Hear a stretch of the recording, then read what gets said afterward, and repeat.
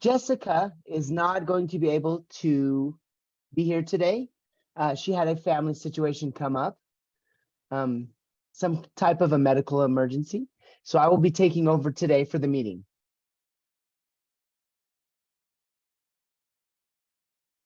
On the agenda, the first thing that we need to talk about is announcements. So if any public announcements that we need to share right now.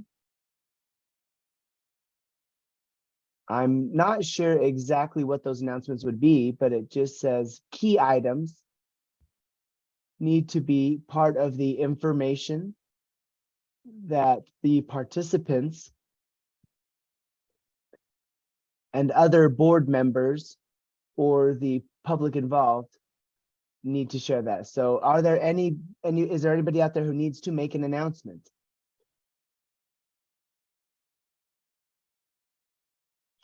Jess, go ahead. I just wanted to share a couple of updates from UIP. A couple of changes that we've made around here.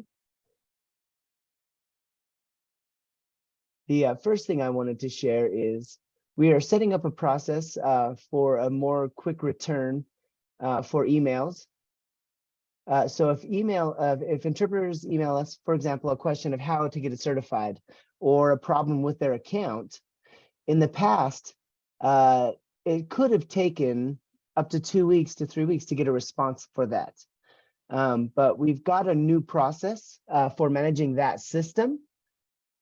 And our response time now is around a day or even less than a day. And so that is a huge improvement for our client's experience or our customer experience for the interpreters around the state. We recently started using the social media. I apologize. What was going on? Stephen saying there's a problem that I've noticed. I got the minutes from Jana, from Melissa, but I don't think those were out on time. I needed to get those a couple of weeks beforehand, so that way I'm able to read those with Braille. So I just wanted to let you guys know that I need to get the minutes a little more ahead of time next time.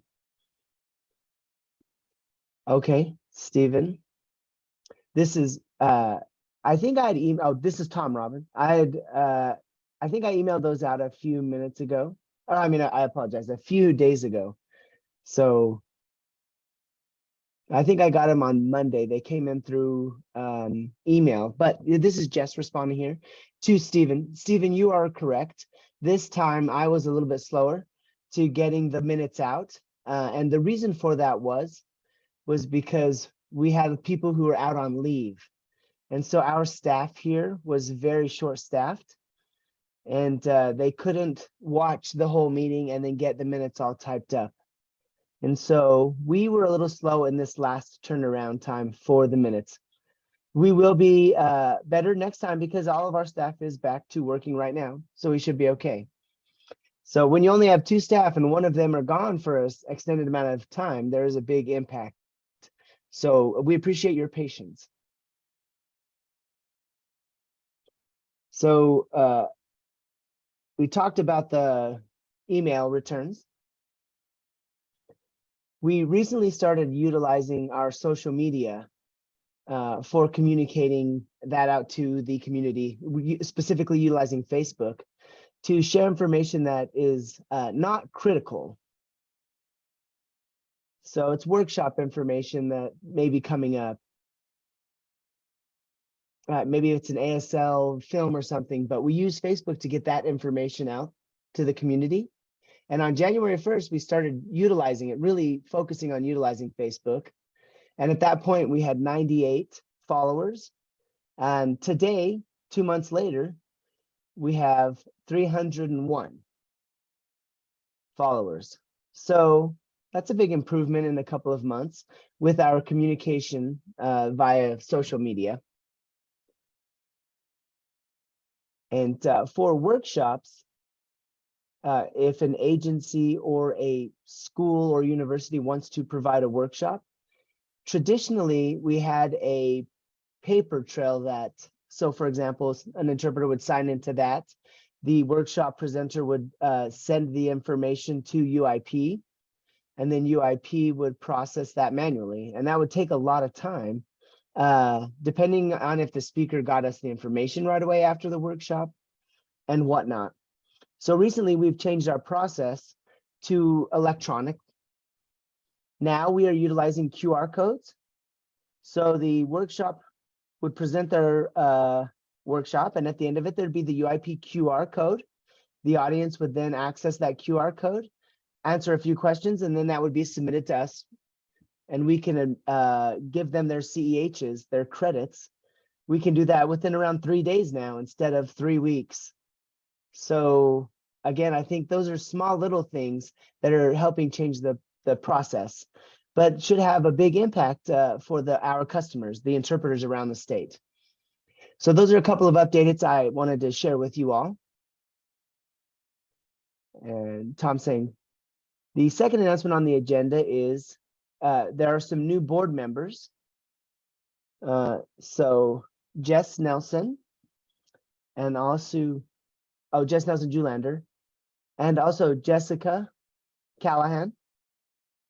So just wanted to announce those two. Those are two new members who have joined the council. And we appreciate you all for your service. Now, hold on one second. Go ahead, Jess.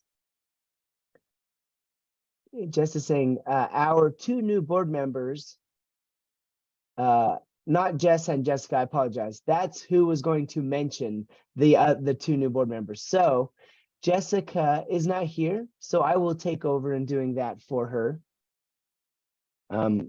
So we had two new board members joining. We had two individuals whose terms had ended. One of those was Dwayne Kinner, and also Michelle Draper. And I can't remember if it's Draper Healy and it's Draper. Yeah, so Michelle. So those two, their terms were over, and so they have now been replaced. So I'd like to introduce now Jennifer Harvey. And you can introduce yourself, Jen, but I think a lot of people know you, but if you want to briefly take a moment. Jen saying, yes, hello, my name is Jennifer Harvey. And I was born and raised here in Utah. My mother and father are both deaf. That's kind of what got me into interpreting, and I've been in the profession and enjoyed it for a long time. My experience has been in interpreting and mentoring mostly. I taught in college for a brief amount of time. I worked at the Deaf Center for many years and recently just transferred over to the Utah State University. My background for education is I got my bachelor's degree in educational interpreting and my master's degree in teaching interpreting. And I've been involved as an interpreter or different roles for the ICB for a long time. This is my actual first time as a board member. So I'm thrilled to be here with this group. And Jess is saying, wow, that's great. And Jen saying, yes, it's my first time on the board. So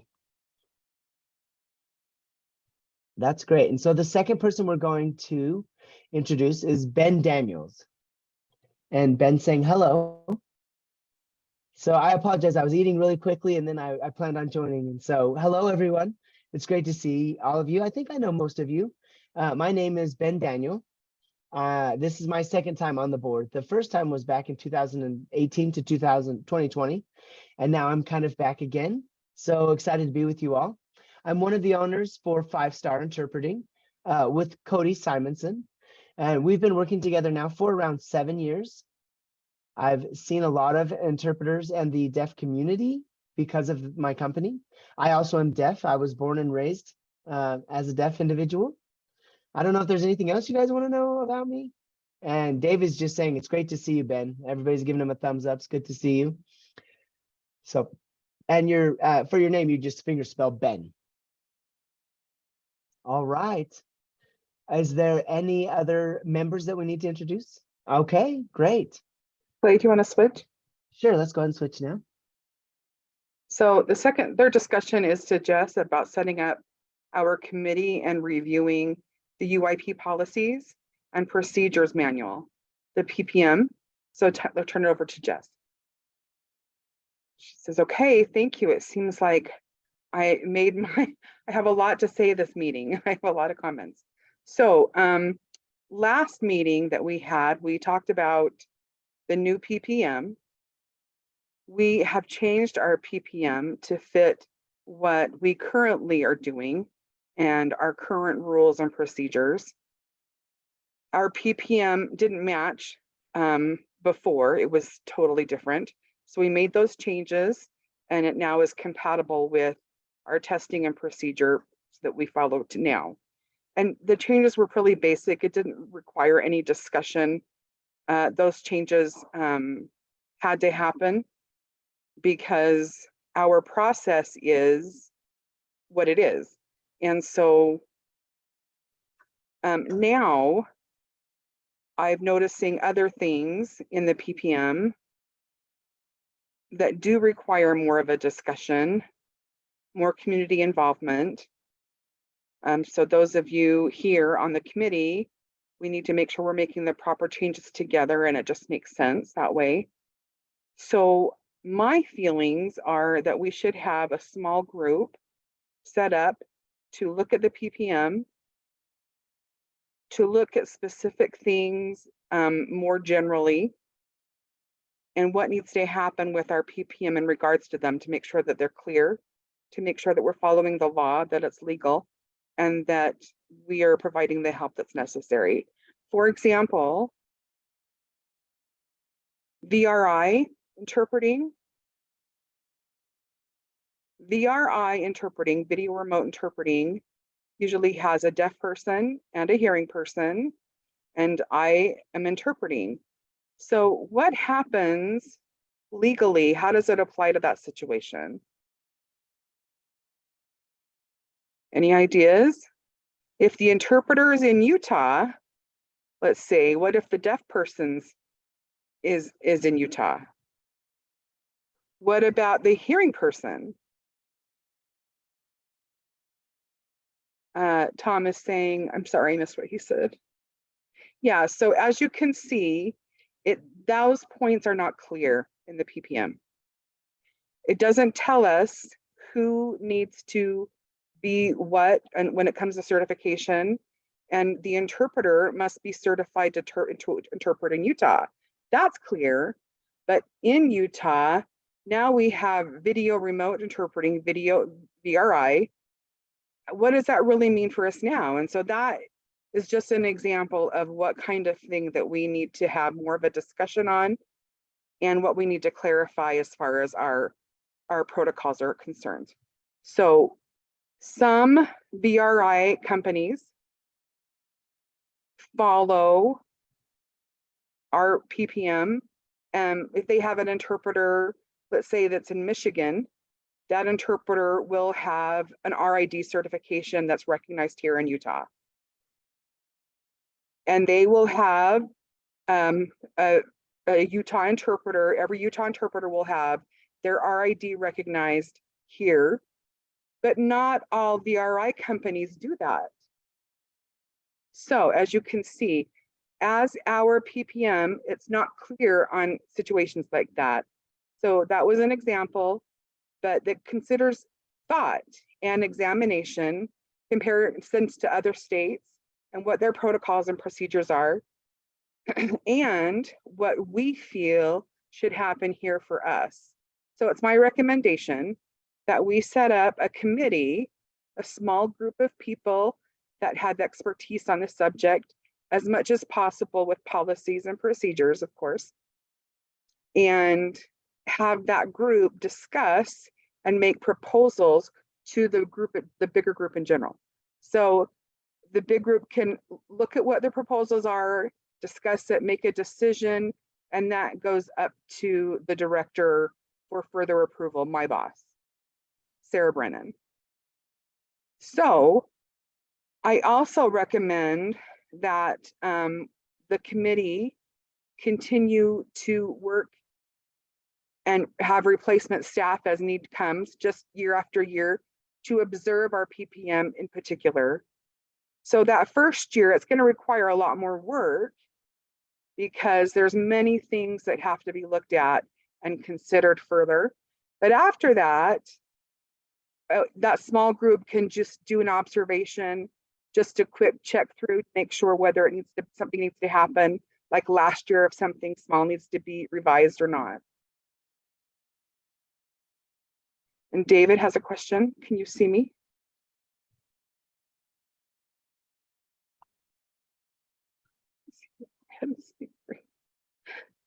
Yeah.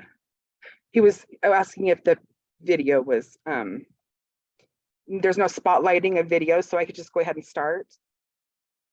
So in the past, we've spotlight people, and I'm just making sure that's not the case. So apparently that's not the case for this instance. Jason's saying, if you want spotlight, you can have it, just say so. But we didn't feel like it was needed right now. He says, no, that's fine.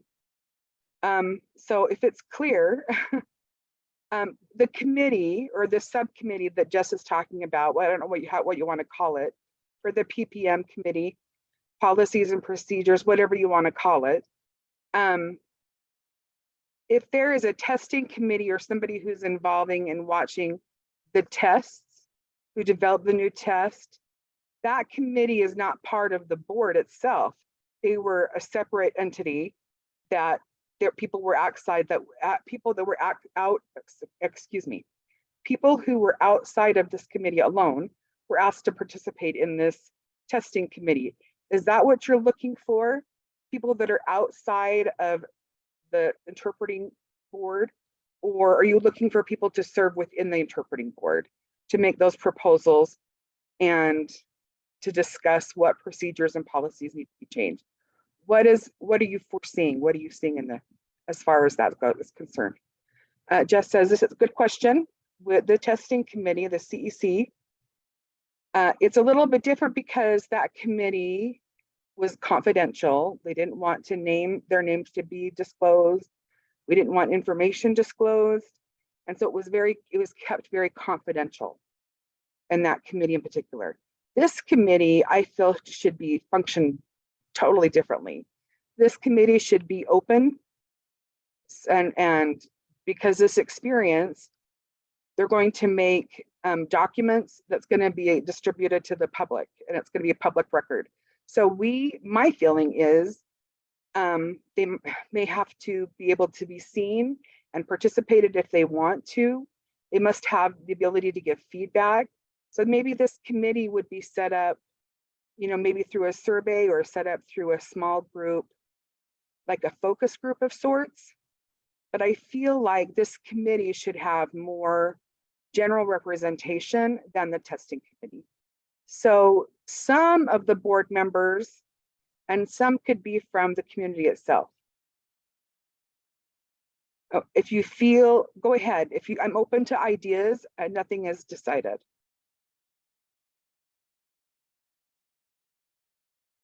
Ben is saying, I'm sorry, I missed it entirely. The UIP website is a good place to look. You can open up that website, and the policies and procedures manual is there. You can pull it up and you can see the PPM right there through our website. David is saying, I think that's wonderful. And yes, obviously, as we discussed in previous meetings about the PPM, it's been something that's needed to be changed. It sat there for too long, and I'm glad to see something working on that. So I think it's a good start to hear from who may take responsibility for overseeing that, who's going to open up that discussion. So that person can contact members either of the board itself and gather people to be able to communicate with you and let us know what your discussion has been for the next couple of months, whether there's proposals to be made or if it has to be done, later, but something that needs to be set up. Who wants to spearhead that?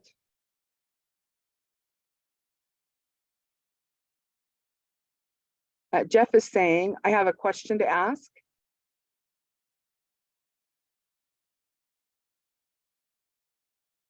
So there's a link that I put in chat for the PPM. I shared that with you. So just to let you know that that was shared.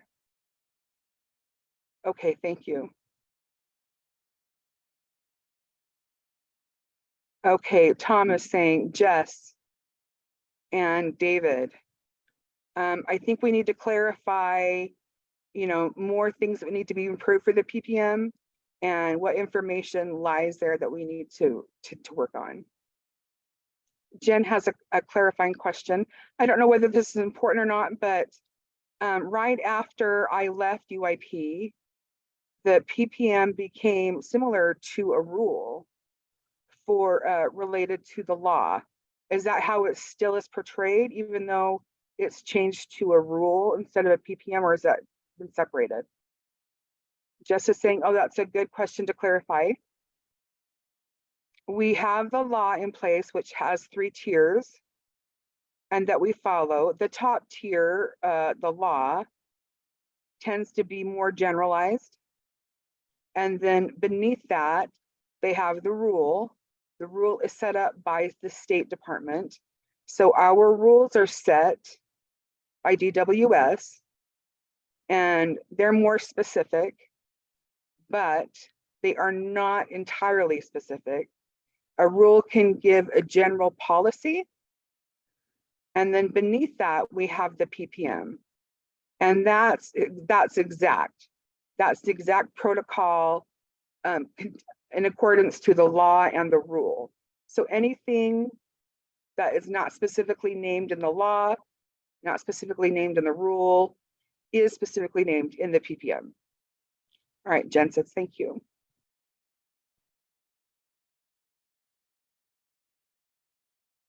Any more questions or comments?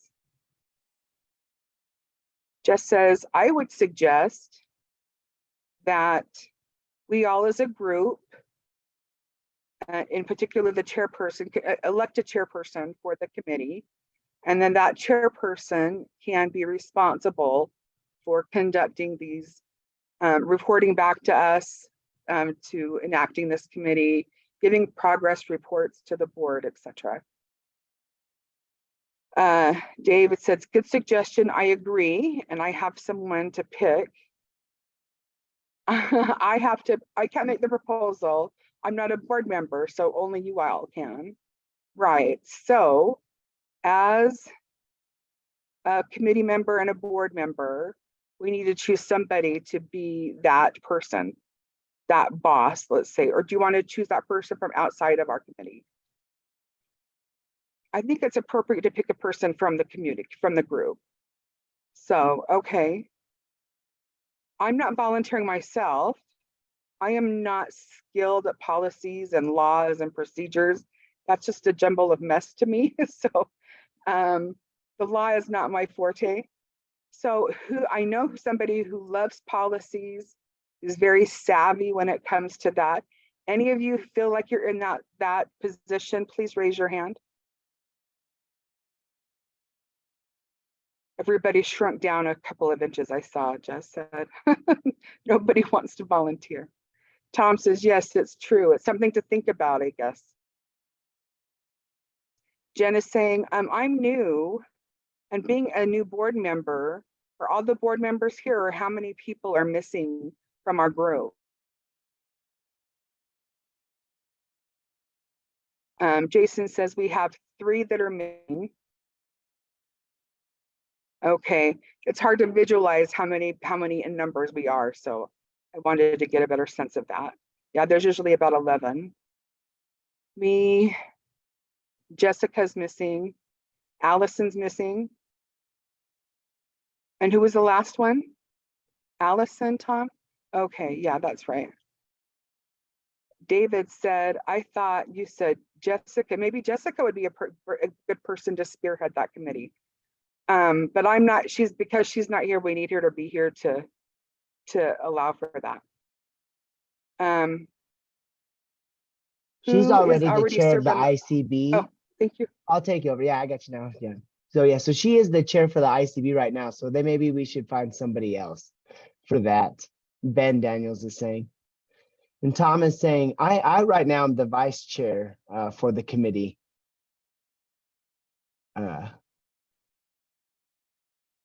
So who else would like to do that then?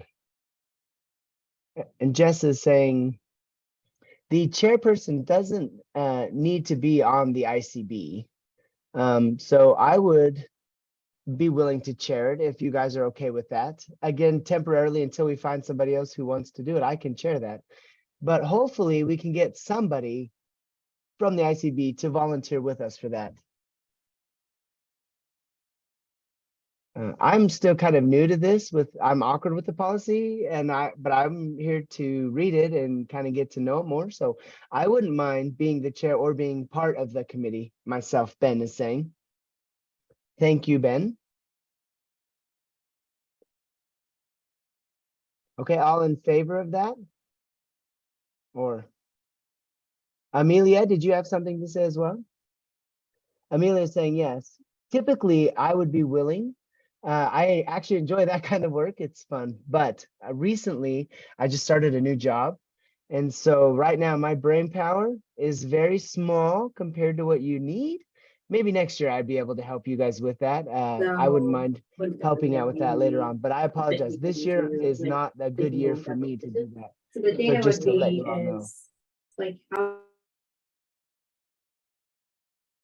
And Jess is saying, I know that feeling. I know what you're saying. Yep, I get it.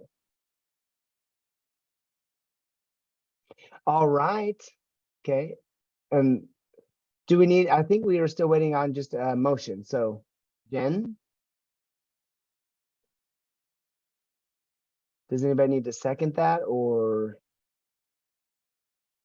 do we need to vote? Can I ask a question? Jen is saying, can I ask a question? Yes, Jen, go right ahead. I do have another clarifying question. And again, maybe I missed this piece of information, but what is the time frame? Like how often would people be meeting? What would the time commitment look like for that committee? And just as saying, I would say for that committee, the first year, we probably would meet once a month or once every 6 weeks for an hour and a half to kind of discuss that. But each time we'll have a time limit for the discussion and the topics. And then the next time, you know, we can discuss a different topic, hoping in the end of the year, we would have that completely revamped and ready to present to the board. And then the board could then present that to the director. And Jen saying, I have another clarifying question then for you. That helps me a lot. Thank you very much. I appreciate that. The people who are on the committee, would they be responsible for writing or they just need to share ideas and UIP would do the writing for it? Or do you want the committee to do the writing? So maybe clarifying that for me would help.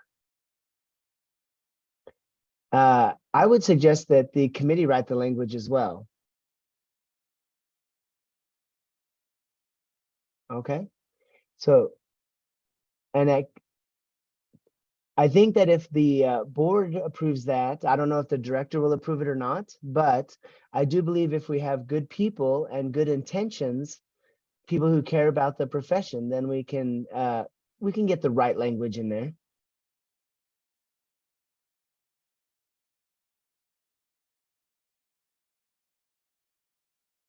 All right. Are there any other anything else in relation to the policy and procedure manual? I think.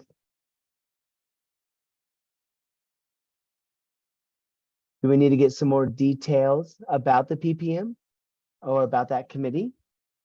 So what David was mentioning, what about how will we notify the individuals outside of this committee if they might want to be involved in this project?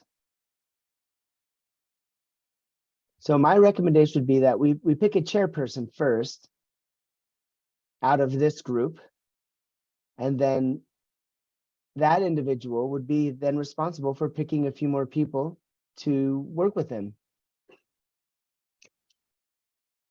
I do think that as a group, it needs to be kind of a smaller group because again, you are trying to come up with language. And if you try to do that in a larger group, it gets really difficult. It's not very fun. So I would say probably the maximum amount of members on that committee would be 5 people. So anywhere from 3 to 5 would be good. But again, that group can recruit, actually can solicit information from other people outside of the group. If they need to get feedback from other individuals, they can do that as well.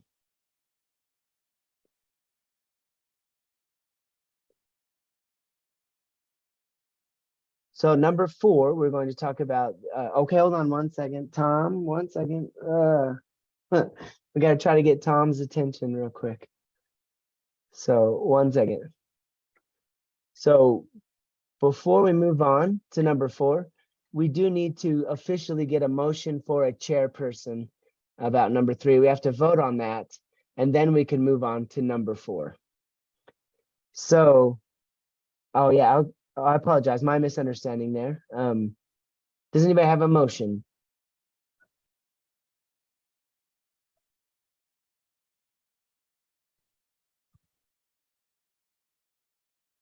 So I think somebody needs to make a motion, and then we also need to vote. And are we all okay with Ben being the chair? And then we can vote. So that's kind of what we need to do next, right? So we will make Ben that. Ben, are you willing to do that? And Ben is saying yes. So now we just need to say all in favor.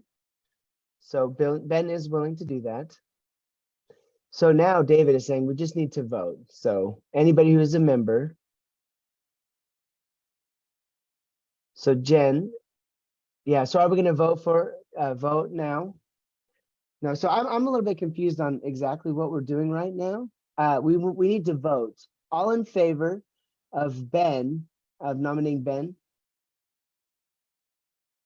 Oh, so it's just Ben. So just Ben. So does everybody support Ben in this? Raise your hand.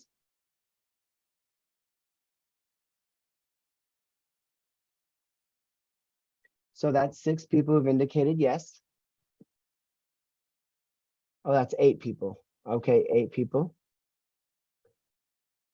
That is enough. So who wants Jen to be the person? And I think we have to have at least 5 members to vote. And so we're good. We have 6 people who said it, so we're good. So we are set. So congratulations, Ben. Congratulations, Ben. You're now the chair of this. So you and I will set up a meeting sometime, and then we will kind of get started with that. And Ben saying, okay, thank you. Great. And this is Tom. Now that the voting is done, is there any other discussion with that before we move on? No, we can go on to number 4 now. So let's go ahead and we'll look at number 4. Melissa Dodge is here, and she wanted to say something. Hello, everyone. This is Melissa. You wanted to recognize the master's certification. So will you tell us about that? So I don't know if you guys know that our RID has recently been doing their CDI certification, and that had been on hold since 2015. And they finally figured out and opened it up for CDIs to take their national test again. They just finished their beta testing, and a lot of the interpreters who took that, or interpreters are allowed to take that test now. But during that time that it was in hiatus, a lot of states had set up their own screening for DIs in their states. A lot of states don't have any kind of certification laws. And so in Massachusetts, they have had that testing type of thing since the 80s. They have 3 different types. One of them is the ASL interpreter, one is for a deaf interpreter, and one is for a legal interpreter. So in Massachusetts, they're highly recognized, and a lot of states will use their screening process to certify their interpreters. And their screening process, it is pretty complex. It's difficult. And the way that you do that, you have to apply it, and you have to apply for it, and you have to get 3 references. It has to be from a deaf interpreter, from a deaf client, and also from an ASL interpreter. So that you have to get a reference from those and then submit that to DSDHH. And they would then review that. And once that has been approved, they would send a bunch of information for you to prepare to get ready for the test. And there's two parts to the test. They have an interview with a 3-person panel. That's an ASL interpreter, a deaf interpreter, and maybe a deaf consumer, I believe. And this does not have anything to do with the legal. This is just for the panel to certify the interpreter. And they would ask them a lot of different scenario questions that coincide with the Code of Professional Conduct. And they would see what your answers are to those situations. And they would also kind of see what were your demands and what were your controls in the situation that you were just in. What is your response to how things went in that situation? They also will throw out some situations. They may ask you like, hey, I want you to answer this one in ASL. And the next one, I want you to answer kind of gesturing that information to us. And then when you're done, they'll let you know if you have passed or failed. If you do pass the interview portion, then they have a performance portion. And there are 4 different videos. There's a consecutive ASL video, consecutive gesturing, sight translation into ASL, and then sight translation into more of a gestured type language. Nowadays, we know that deaf people from around the country are moving from a lot of different countries. And so if you are a DI, you need to get better at utilizing universal sign languages, at utilizing gestures. And so here in Utah, we do have a lot of people from Venezuela. We have a lot of people from the South American area. People are also now coming from the Ukraine. And a lot of us don't know their language. So we do need to kind of know how to gesture with those deaf consumers from other countries. So for Utah, for the Utah test, we don't have any kind of gesturing type of test. So I felt like Massachusetts has a lot of great things. I think Utah should recognize their screening because it does have gesturing. It has a lot of different skill sets already in there. They already have that interview portion and follow the CPC. So I think it's even a little more difficult than the Utah certification test. So I'm hoping we could recognize Massachusetts screening. Thank you. Looks like we've got a question to start with. We've got a question. Looks like Stephen Ehrlich's got a question.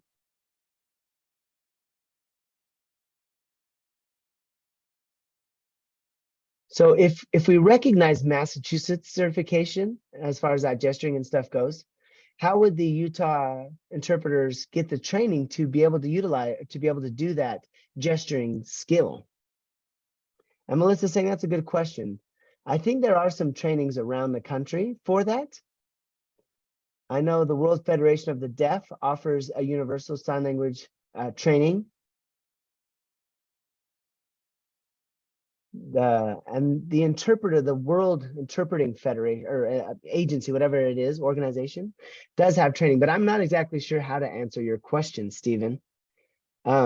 A lot of time, deaf individuals naturally kind of have that skill to gesture and communicate with other individuals from other countries. Paul, let's go ahead and get a comment from Paul. And Paul's saying, I'm out of curiosity, is it a certification? Is it one that requires maintenance? So ongoing credits and CEHs per year. So it would be similar to ours then. Yes, it does. In Massachusetts, if you get that screening, you have 4 years. And then after 4 years, you can actually take the screening again, but you can only do it for a total of 8 years. And that should give you the opportunity to take the skills to be able to take the RID or the BEI. So after those 8 years, you would not be able to get that certification again. You'd have to get the RID or BEI. So that's kind of the goal for it. So I think we required 1.8 CEUs per year, or maybe that was every 2 years. Okay, I think Jess had her hand up. Do you want to switch? Okay, yeah. Just as saying, it seems like it might be similar to our novice test, hearing interpreting test, where there's a limited time for them to move up to a higher level test, to a more advanced level test. So this Massachusetts test, it seems like it's a deaf interpreting test, which is more on like our novice level, where it cannot be continuous forever, but you are forced to move up to get the RID level, correct? She says, yes, sort of. They have different levels, and this is just new in process. You only can have it for 8 years.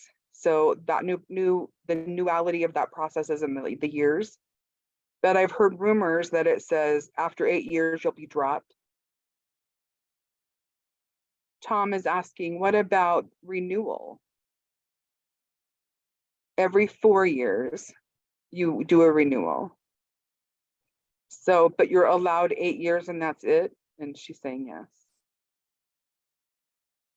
Jen? Oh. My concern is accepting any state's test, not having thorough knowledge of their system. Deaf customers or clients don't know anything about their system. And so if we open it for Massachusetts, how do we know in comparison with other states? We watch their processes, how it runs, their policies, their whatever, but it's not for professional acceptance.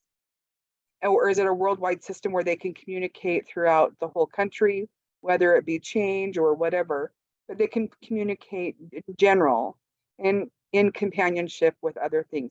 So each state is very specific, and UIP having to have that knowledge of each state and applying it to our test here and being able to know it in depthly, what their requirements are, what their skill levels are, what their access is. There's so many different certifications out there that deaf people would have to expect and understand, whether that could be accepted or not accepted. And other states may ask, you know, if I look into their state, I would feel it just would be really complicated to accept any state's certification, and having that responsibility, being so close to BEI, because BEI is still, they have not yet fully recognized for lots of different states for lots of different reasons. Even though it's a strong test, it's a good testing experience. It's not necessarily the test, but it's the logistics that are involved with monitoring another person's system, another state system. That's a huge responsibility. And that would be my main concern with accepting any other state test that's not at Utah or not at a national level for testing. This is under any state government. They have a clear explanation of what their test involves. So it is very clear in the literature that they have, and anybody can access that and get that. That's in paper, but it may not be clear in what we see in observance, and what it means, or how that pertains to different environments or different interpreting work. And reading it, I didn't get a clear picture for how it entails for work, and how I actually have to deal with a person that comes into interpreting. I didn't realize, I'm not saying it's good or bad, I have no opinion of that, but I'm just saying logistically, it's going to be a headache trying to monitor different states, their tests and their tests in general. We don't know if they've had problems. We don't know if they've had a breakdown that, you know, that we've not been unaware of. So we need to really keep an eye or a heartbeat on that.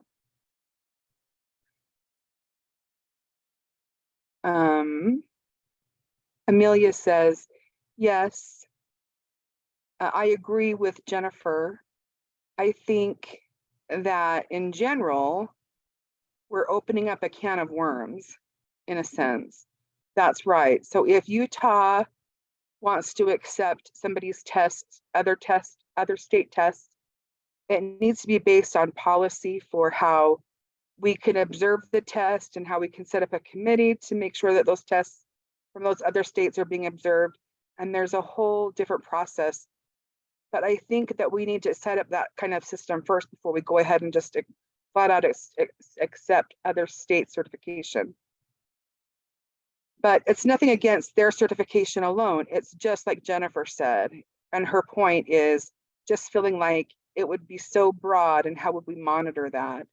And it's just a sticky situation altogether.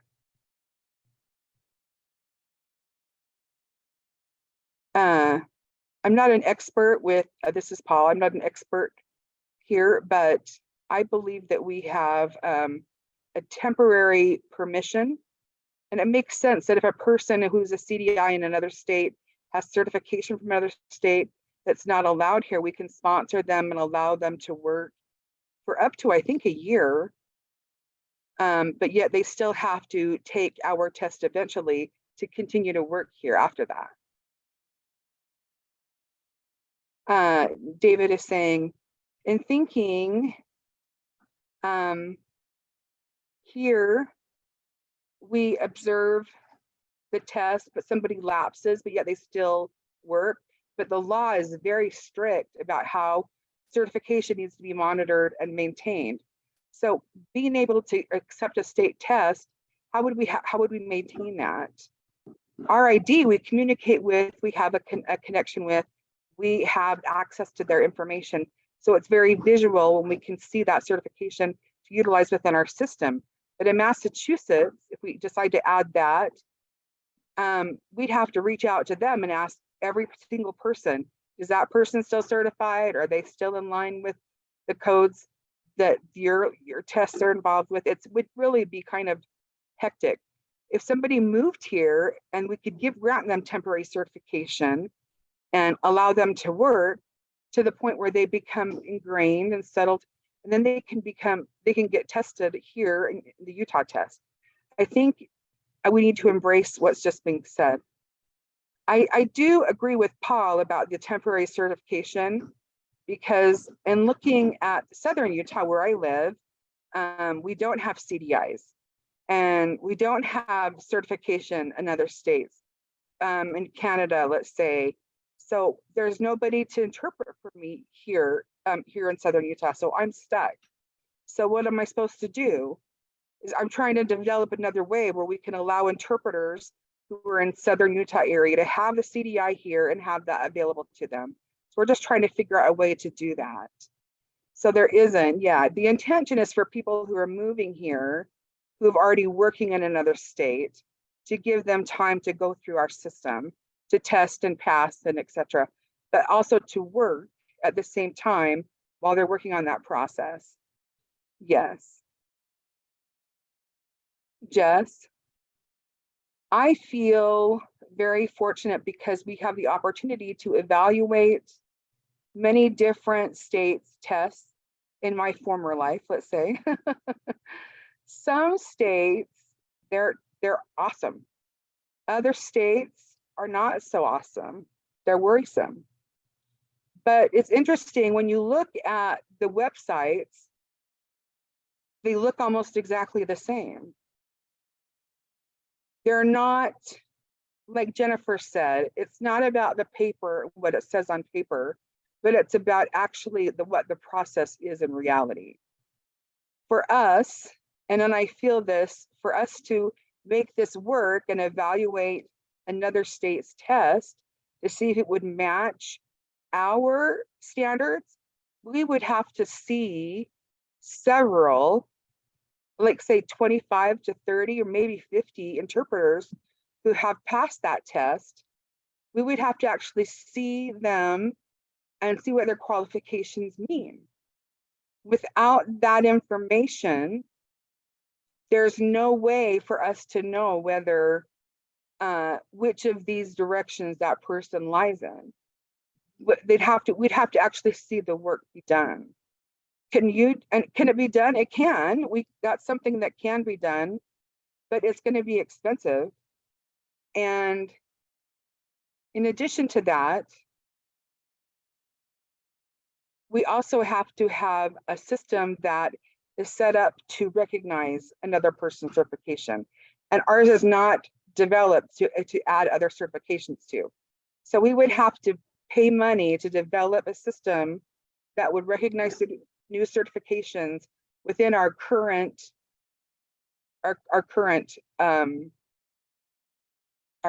control. So that would be also another complication.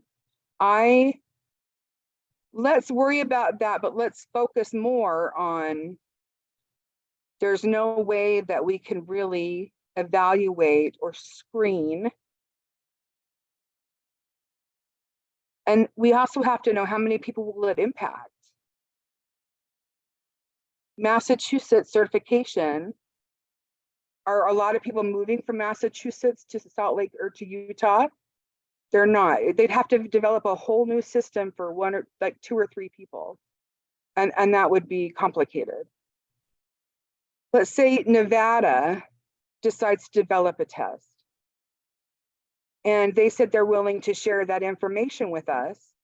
And we can evaluate and observe and critique and see what the standards actually mean in real life. I still would feel very, very uncomfortable whether we should or should not participate because of what Jennifer said before. Historically, we haven't recognized other states' certification. And I think there's many reasons behind that. Some of it is just Massachusetts, great, but South Carolina is not so much. We don't know. We just don't know. And are we willing to invest the time and the effort and the money to evaluate that, to invite how many interpreters into the field? If it were Nevada, let's say this person that would commute from St. George to Las Vegas, they would have that community to exist within. It might make sense. We could say, oh, well, you know, that would help us to find 100 new interpreters for the St. George area if we utilize Nevada's test. Maybe that would be worthwhile. I don't know. But for 1 or 2 or 3 maybe CDIs, I just don't see that it's too much time and energy and effort to invest with not a big result. And I don't mean to, Melissa, I know you're important. I'm not trying to dish you by any means, but I just think there might be other ways to recognize skill and allow you to interpret or people to interpret down south.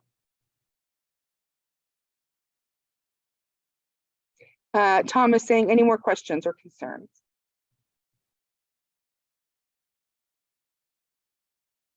All right, thank you, Melissa. She says, no problem, thank you. Okay, we have a 5th item needed to be discussed, and it includes public comment. It's just public comment and questions. Anybody want to make a public comment or question? I can take over, Teresa. Thanks. Thanks. Good job. This is Paul here. I wanted to emphasize, Melissa, it is good for you to get that temporary emergency permit. So I just want to make sure you understood. I do think you should do that.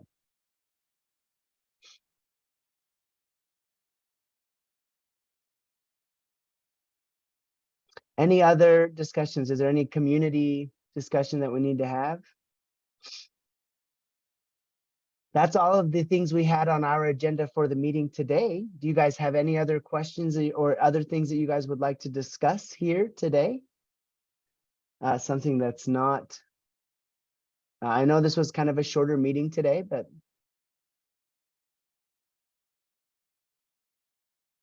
usually they're 2 hours, but again, today time went pretty fast. Doesn't look like there's not anything else. So we've got all of the agenda items covered. So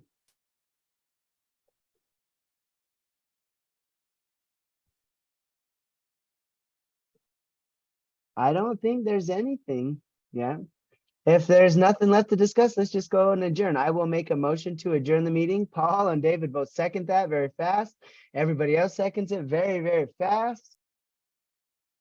So now meeting is adjourned. Thank you all. for participating today, and we really appreciate your time. And next meeting I can see is June 7th, 3 to 5.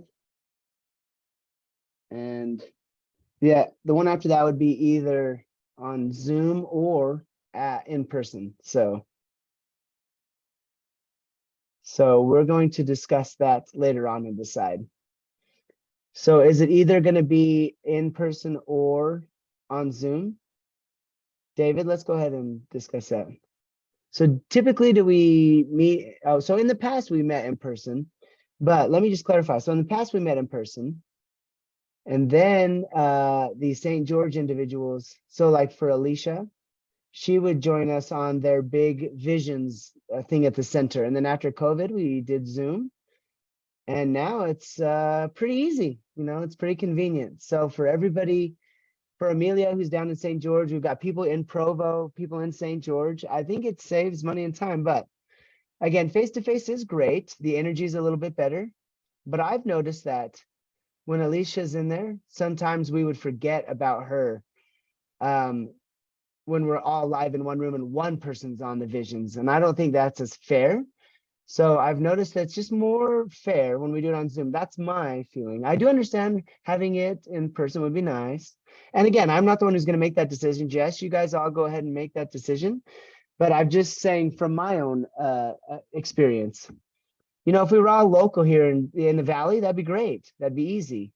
Felicia from St. George was going to be in town anyways, and we could do that one in person. Sure, maybe we do that.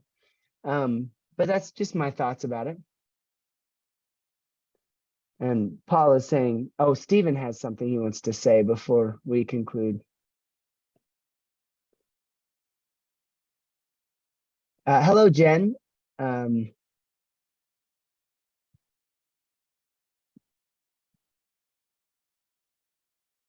don't know if you know that I moved or not, but I moved down to Eagle Mountain, which is about an hour away. And I don't have any kind of transportation, so I'm kind of stuck here. My wife is working part-time right now as a para-educator for people with disabilities. So I've been kind of using Zoom and stuff. For me, it's a lot easier than in person. And Jen saying, thank you, Stephen. It's good to see you. All right, thank you all. And welcome Ben and Jen, to the board. Appreciate you guys.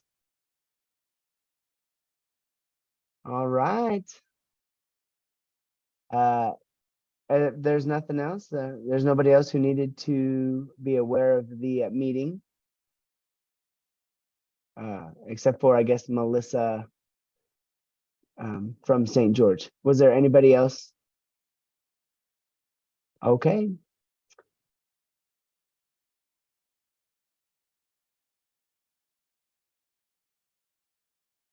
So then we do have this meeting recorded.